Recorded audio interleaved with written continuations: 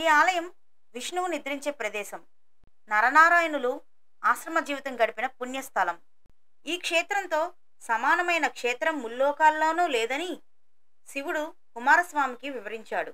ఈ క్షేత్రంలో అన్ని లోకాలలోని తీర్థాలు నిక్షిప్తమై ఉంటాయని స్కంద పురాణంలో వివరించబడింది. ఇది విష్ణు క్షేత్రం. ఏ క్షేత్రాన్ని విడిచినా మహావిష్ణువు ఈ క్షేత్రాన్ని మాత్రం విడిచిపెట్టడని ప్రతీతి. ఈ ఆలయం చార్ధామ్ తీర్థయాత్రలలో ఒకటి. అలాగే విష్ణువుకి అంకితం చేసిన 108 దివ్య దేశాలలో కూడా ఒకటి. ఇంకా విష్ణువు 8 స్వయంభూ క్షేత్రాలలో కూడా ఒకటి. ఆ క్షేత్రమే బద్రీనాథ్ పుణ్యక్షేత్రం. ఈ వీడియో ద్వారా మనం ఇప్పుడు ఈ బద్రీనాథ్ క్షేత్రం యొక్క విశేషాలేంటో తెలుసుకుందాం. ఈ ఆలయానికి ఏ విధంగా చేరుకోవాలి, స్థల పురాణం ఏమిటి, ఈ ఆలయానికి వెళ్ళడానికి రిజిస్ట్రేషన్ చేసుకోవాలా, ఇలాంటి చాలా విషయాలన్నీ కూడా మనం ఇప్పుడు తెలుసుకుందాం. Welcome to Anu family Telugu traveller. Chardham Yatra వెళ్దాం అనేది అందరి కళ. చార్ధామ్ యాత్రకి వెళ్ళాలి అనుకునే వాళ్ళు కంపల్సరిగా రిజిస్ట్రేషన్ అయితే చేయించుకోవాలండి. ఏక్ధామ్ వెళ్ళినా, దోధామ్ వెళ్ళినా, చార్ధామ్ వెళ్ళినా కంపల్సరీగా రిజిస్ట్రేషన్ అనేది చేయించుకోవాలి. మనకి ఆన్లైన్లో కూడా అవైలబుల్గా ఉంటుంది. అలాగే ఆఫ్లైన్లో కూడా మనం అక్కడికి వెళ్ళిన తర్వాత కూడా చేసుకోవచ్చు. ఇక్కడ మీకు కనిపిస్తుంది కదా, ఇది రిజిస్ట్రేషన్ మనం చేసుకున్నామా లేదా అని ఇక్కడ చెక్ చేస్తారు. మనం ఆన్ ది వే వెళ్ళేటప్పుడు కంపల్సరీగా రిజిస్ట్రేషన్ చేసుకున్నామా లేదా అనేది చెక్ చేస్తారు. కాబట్టి తప్పనిసరిగా అందరూ ఏక్ధామ్ వెళ్ళినా కూడా రిజిస్ట్రేషన్ అనేది చేయించుకోవాలి. మీరు సడన్గా వెళ్ళాలి అనుకున్నప్పుడు ఆన్లైన్లో మీకు రిజిస్ట్రేషన్ అవ్వదు. కాబట్టి ఆఫ్లైన్లో అక్కడికి వెళ్ళిన తర్వాత హరిద్వార్లో మీరు ఆఫ్లైన్ రిజిస్ట్రేషన్ చేసుకోవచ్చు. మీరు ఏదైనా టూర్స్ అండ్ ట్రావెల్స్ ద్వారా వెళ్తారు కాబట్టి ఎక్కడ చేస్తారో వాళ్ళు మీకు ఆ ప్లేస్కి తీసుకువెళ్తారు. ఇక్కడ నేను మీకు చూపిస్తున్నదే రిజిస్ట్రేషన్ కౌంటర్. చూసారు కదా ఎంతమంది ఉన్నారో ఆఫ్లైన్ రిజిస్ట్రేషన్ చేయించుకోవడానికి. చాలామంది వచ్చారండి. ఏక్ధామ్కి వెళ్ళినా కూడా మనం రిజిస్ట్రేషన్ అనేది చేయించుకోవాలి. ఇక్కడ మార్నింగ్ 5:30కి నించుంటే మాకు రిజిస్ట్రేషన్ అయ్యేసరికి మార్నింగ్ 9:30 అయ్యింది. రిజిస్ట్రేషన్ అయిన తర్వాత మనకి ఈ విధమైన కార్డు ఇస్తారు. ఈ కార్డునే నేను ఇందాక చూపించిన దగ్గర మనం చూపిస్తే మనకి చార్ధామ్ యాత్రకి అలౌ చేస్తారు. ఆ కౌంటర్ మార్నింగ్ 7 o'clockకే ఓపెన్ చేస్తారండి. 7 o'clock నుండి కార్డ్స్ ఇవ్వడం స్టార్ట్ చేస్తారు. కానీ మనం మాత్రం మార్నింగ్ 5:30 కల్లా నించుంటేనే ఎర్లీగా మనకి రిజిస్ట్రేషన్ అనేది జరుగుతుంది. తర్వాత ఎంతమంది అయితే వెళ్తున్నారో అంతమంది కూడా రిజిస్ట్రేషన్ కౌంటర్ దగ్గర నించొని ప్రతి ఒక్కరు రిజిస్ట్రేషన్ అనేది చేయించుకోవాలి. ఎందుకంటే వాళ్ళు అక్కడ ఫింగర్ ప్రింట్ తీసుకుంటారు. తర్వాత అక్కడ మనకి ప్రూఫ్ కింద చూపించడానికి మనం ఆధార్ కార్డు అనేది కంపల్సరీగా తీసుకొని వెళ్ళాలి. చార్ధామ్ వెళ్ళే వాళ్ళకి కౌంటర్ సపరేట్గా ఉంటుందండి. దోధామ్ వెళ్ళే వాళ్ళకి కౌంటర్ సపరేట్గా ఉంటుంది. ఏక్ధామ్ వెళ్ళే వాళ్ళు కూడా దోధామ్ కౌంటర్లో నించుంటే మనకి రిజిస్ట్రేషన్ అనేది చేస్తారు. లేడీస్కి జెంట్స్కి సపరేట్ కౌంటర్స్ ఉంటాయి. బద్రీనాథ్ వెళ్ళాలి అంటే మనకి వెహికల్ ఆల్మోస్ట్ టెంపుల్ వరకు వెళ్ళిపోతుంది. మనం ఎక్కడా కూడా ట్రెక్ చేయాల్సిన అవసరం లేదు. అలాగే గుర్రాలు ఇలాంటివి ఏమీ కూడా అవసరం లేదండి. ఇప్పుడు నేను మీకు చూపిస్తున్నదంతా కూడా బద్రీనాథ్కి వెళ్తున్నాము. మనకి ఆన్ ది వే ఇలాగా అక్కడక్కడ కొన్ని ఫొటోస్ పెట్టారు. అవి దశావతారాలు బాగున్నాయి కదా అని వీడియో తీశాను. ఇంతకీ ఈ బద్రీనాథ్ ఆలయం ఎక్కడ ఉంది అంటే భారతదేశంలోని ఉత్తరాఖండ్ రాష్ట్రంలో బద్రీనాథ్ పట్టణంలో 3133 మీటర్ల ఎత్తులో అలకనందా నది ఒడ్డున చమోలి జిల్లాలోని గర్హాల్ హిల్ దారిలో ఉంది. హిమాలయ ప్రాంతంలో తీవ్రమైన వాతావరణ పరిస్థితుల కారణంగా ఇది ప్రతి సంవత్సరం 6 నెలలు మాత్రమే తెరిచి ఉంటుందండి. ఏప్రిల్ ఎండింగ్ లేదా మే ఫస్ట్ వీక్ నుండి నవంబర్ ఫస్ట్ వీక్ వరకు కూడా ఈ టెంపుల్ అనేది మనకి తెరిచి ఉంటుంది.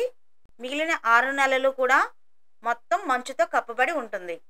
విష్ణు పురాణం, స్కంద పురాణం వంటి ప్రాచీన మత గ్రంథాలలో ఈ ఆలయం ప్రస్తావించబడింది. పదండి బద్రీనాథ్ ఆలయాన్ని దర్శించుకుందాం. చూశారు కదా, ఇదే బద్రీనాథ్ ఆలయం. అక్కడ నుండి కిందకి చూడండి, పొగలు వస్తున్నాయి బాగా. చూశారు కదా, ఇక్కడ మీకు కనిపిస్తుంది కదా, దానినే తప్త్ కుండ్ అంటారు. ఇక్కడ మీకు కనిపిస్తున్న నది అలకనందా నది. అలకనందా నది పక్కనే మనకి తప్త్ కుండ్ అనేది ఉంటుంది. అక్కడ నేను వీడియో తీయలేదు, ఎందుకంటే అందరూ స్నానాలు చేస్తున్నారు కాబట్టి వీడియో తీయలేదు. నేను మీకు దూరం నుంచి చూపిస్తున్నాను. ఈ తప్త్ కుండ్ అనేది ఔషధంగా పరిగణింపబడుతుందండి. చాలామంది యాత్రికులు ఆలయాన్ని సందర్శించే ముందు తప్పనిసరిగా ఈ తప్త్ కుండలో స్నానం చేస్తారండి. ఎందుకంటే ఇది పాపాలను కడిగివేస్తుందని, అలాగే పుణ్యాన్ని ఇస్తుందని భక్తుల నమ్మకం. దీనిని అగ్నిదేవుని నివాసంగా భావిస్తారండి. ఇది వైద్యం చేసే లక్షణాలను కలిగి ఉందని నమ్ముతారు. తప్తకుండలోని నీరు ఔషధ గుణాలను కలిగి ఉంటుందని, ఇది చర్మ వ్యాధులు మరియు ఇతర వ్యాధులని నయం చేయడంలో సహాయపడుతుందని భక్తులు భావిస్తారు. తప్తకుండ యొక్క పౌరాణిక కథను ఇప్పుడు మనం తెలుసుకుందామండి. అగ్నిదేవుడు చేసిన తపస్సుకు మెచ్చి విష్ణువు అగ్నిదేవుడు తప్తకుండలో శాశ్వతంగా నివసించడానికి మరియు దానిని తన నివాసంగా చేసుకోవడానికి అనుమతించే వరం ప్రసాదించాడంటండి.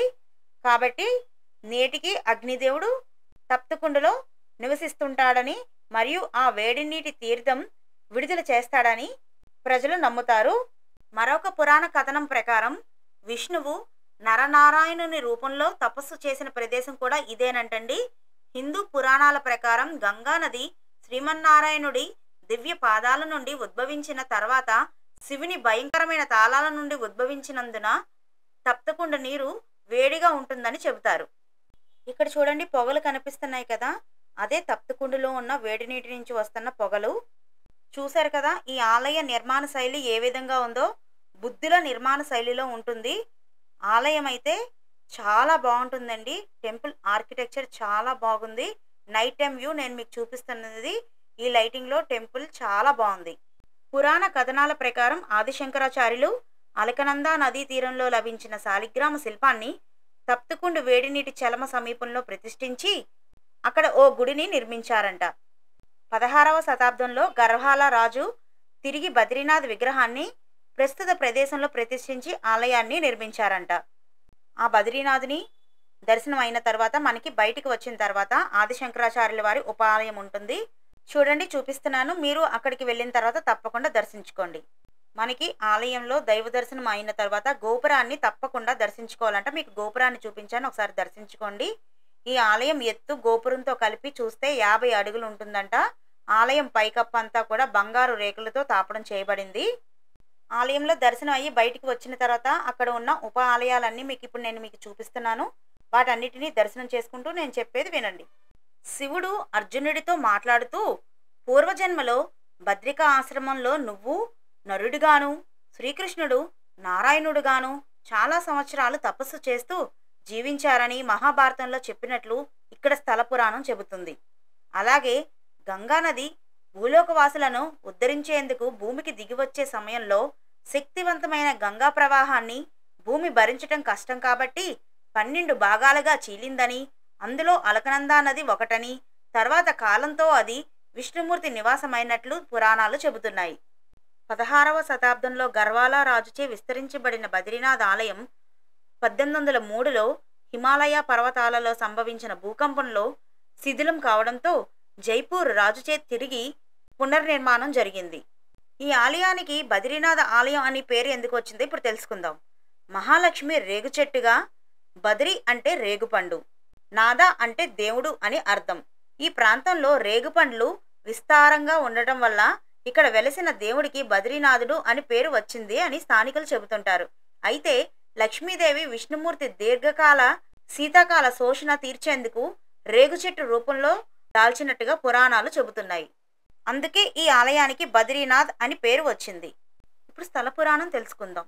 ఒకరోజు శివపార్వతులు విహారానికి వెళ్ళి వచ్చారు. వాళ్ళు వచ్చేటప్పటికి వాకిట్లో ఒక చిన్న పిల్లవాడు ఏడుస్తూ కూర్చున్నాడంట. పిల్లవాడి వైపు చూసిన పార్వతీదేవి మాతృ హృదయంతో ఉప్పొంగిందంట. బిగ్గరగా ఏడుస్తున్న పిల్లవాడిని ఎత్తుకోబోయిందంట. శివుడు పిల్లవాడిని ముట్టుకోకు అని పార్వతీదేవిని వారించాడంట. కాని పార్వతీదేవి ఎందుకంత క్రూరత్వం, అలా ఎలా అనగలుగుతున్నారు అని అడిగిందంట. శివుడు పార్వతీదేవితో ఇలా చెప్పాడంట, ఈ పిల్లవాడు మంచి పిల్లవాడు కాడు. మన వాకిట్లో తనంతట తాను ఎలా ప్రత్యక్షమయ్యాడు? చుట్టుపక్కల ఎవ్వరూ లేరు. పోని తల్లిదండ్రుల పాదాల ముద్రలు మంచులో ఎక్కడా కనిపించడం లేదు. వీడు పిల్లవాడు కాదు అని చెప్పాడంట. కాని పార్వతీదేవి వినలేదు. నాలోని మాతృత్వం పిల్లవాణ్ణి ఇలా ఏడుస్తూ వదిలేయలేదు అని ఆమె ఆ పిల్లవాడిని ఎత్తుకొని ఇంటిలోకి తీసుకొని వెళ్ళిందంట. ఆమె బడిలో కూర్చొని పిల్లవాడు చాలా సంతోషంగా కనబడ్డాడు. శివుని వైపు ఆనందంగా చూస్తున్నాడు. శివుడికి ఏం జరగబోతుందో తెలుసు. అయినా సరే కాని ఏం జరుగుతుందో చూద్దాం అనుకొని ఏమీ మాట్లాడలేదు. పార్వతీదేవి పిల్లవాడిని సముదాయించింది, అన్నం తినిపించింది. అతన్ని ఇంట్లో వదిలి దగ్గరలోని వేడి నీటి తీర్థంలో స్నానం చేయడానికి శివునితో పాటు వెళ్ళింది. వాళ్ళు తిరిగి వచ్చేటప్పటికి ఇంటి లోపల వైపు తలుపులు గడియపెట్టి ఉంది. పార్వతీదేవి ఆశ్చర్యానికి గురైంది. అప్పుడు శివుడు, నేను చెప్పాను కదా పిల్లవాణ్ణి ఎత్తుకోవద్దని, నీవు పిల్లవాణ్ణి ఇంట్లోకి తెచ్చావు, వాడు లోపల నుండి తలుపు గడియ పెట్టాడు. పార్వతీదేవి ఇప్పుడు ఏం చేద్దామని అడిగిందంట. శివుడికి రెండే మార్గాలున్నాయి. ఒకటి తన ముందున్న దాన్నంతా దహించి వేయడం, లేదంటే రెండో మార్గం మరో నివాస స్థానం వెతుక్కోవడం. అందువల్ల ఆయన ఎక్కడికన్నా వెళ్దాం, ఈ పిల్లవాడు నీకు చాలా ప్రియమైన వాడు కదా, నేను వాణ్ణి ఏమీ చేయను అన్నాడంట. ఆ విధంగా శివుడు తన నివాసాన్ని కోల్పోయాడు. శివపార్వతులు ఆ ప్రాంతమంతా తిరిగారు. తగిన చోటు కోసం వెతికి కేదార్నాథ్లో స్థిరపడ్డారు. గర్భగుడిలోని బద్రీనారాయణ రూపం నల్లరాతి విగ్రహంగా దర్శనమిస్తారండి. 1 అడుగు ఎత్తులో ఉంటుంది. వీడియోని లైక్ చేసి మీకు తెలిసిన వాళ్ళందరికీ షేర్ చేసి ఛానల్ని సబ్స్క్రైబ్ చేసుకోండి.